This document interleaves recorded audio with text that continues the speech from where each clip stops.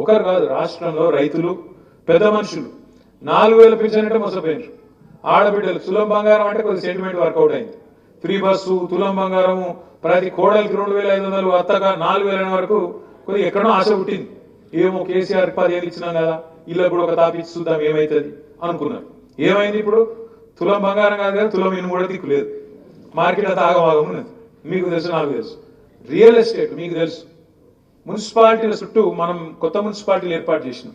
142 మున్సిపాలిటీలు మన ప్రభుత్వం ఉన్నప్పుడు కార్పొరేషన్ మున్సిపాలిటీలు కలిపి 142 చేసినాం. మన ప్రభుత్వం రాకముందు, తెలంగాణ రాకముందు 68 ఉండే, 142 చేసుకున్నాం. కొత్త మండలాలు, కొత్త గ్రామ పంచాయతీలు, కొత్త మున్సిపాలిటీలు, కొత్త జిల్లా కేంద్రాలు, ఇవన్నీ చేయడం వల్ల ఏమైంది?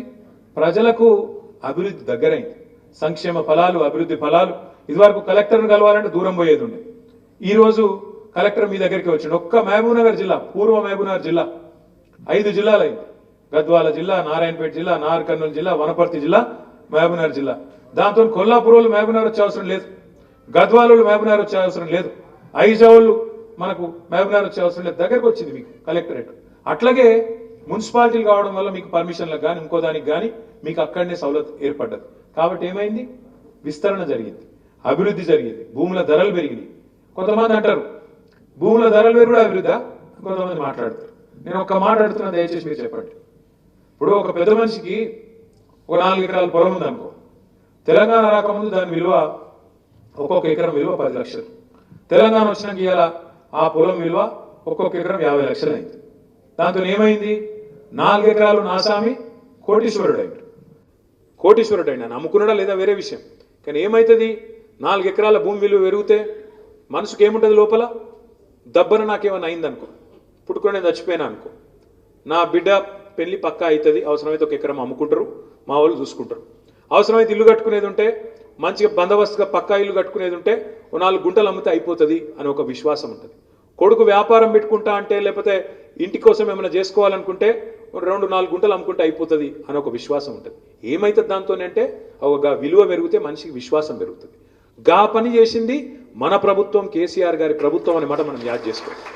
నిన్న మేమందరం కేసీఆర్ గారి దగ్గర ఉన్నాం. ఒక పెద్ద మనిషి వచ్చిండు, కొండమరాజపల్లి అని ఒక ఊరు, సిద్దిపేట దగ్గర. మాధవరెడ్డి గారని మాజీ సర్పంచ్, పెద్ద ఆయన, ఒక 75-80 ఏళ్ళకు ఉంటాడు. ఆయన చెప్తున్నాడు, అన్న మీ ఊరి కాడ ఎంతుండేనే పొలం విలువ ఎంతుండే అంటే, కేసీఆర్ సార్ ఉన్నప్పుడు 30 లక్షలు ఉండే అన్నాడు. ఇప్పుడు ఎంత ఉంది అన్న? ఇప్పుడు ఏది ఎక్కడ ఉంది? 15 లక్షలు కూడా ఎవడు కొండలేడు, కొనేటోడు లేడు, అమ్మేటోడు లేడు. 15 లక్షలకు పడిపోయింది. నేను చెప్పేది కరెక్టేనా? పడిపోయింది. ఎందుకు పడిపోయింది? నడిపేటోళ్ళకి నడపత్తలేదు. ఎందుకంటే పాజిటివ్ పాలిటిక్స్ చేయాలి. కేసీఆర్ గారు ఒక పని చేతులు 2 పనులు చేయాలి.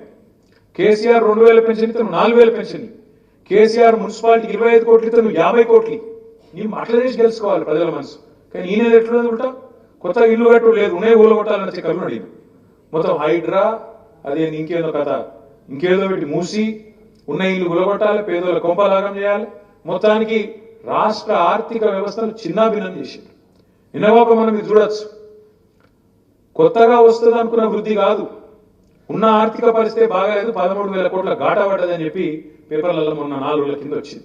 ఎందుకు వచ్చింది? మరి ఎందుకు వచ్చింది ఈ పరిస్థితి? మంచిగా ఉరుకులు పరుగుల మీద నడుస్తున్న రాష్ట్రం, అభివృద్ధి బాటలో ముందుకు ఉరుకుతున్న రాష్ట్రం ఎందుకు ఒక్కసారి బ్రేక్ పడ్డట్టు అయింది? ఎందుకంటే నడిపేటోళ్ళ మనసు, నడిపేటోళ్ళ ఆలోచన విధానం, నడిపేటోళ్ళ ప్రణాళికలు చక్కగుంటే అన్ని చక్కగుంటాయి, లేకపోతే ఈ అవస్థలన్నీ వస్తాయి. పట్టణ ప్రగతి, పల్లె ప్రగతి పేరు మీద టంచంగా జీతాలు వచ్చేది. నెలకు జీతం పడ్డట్టే నెలకు మంచిగా ఫస్ట్ వీక్లోనే మీకు అకౌంట్లో పైసలు పడుతుండే.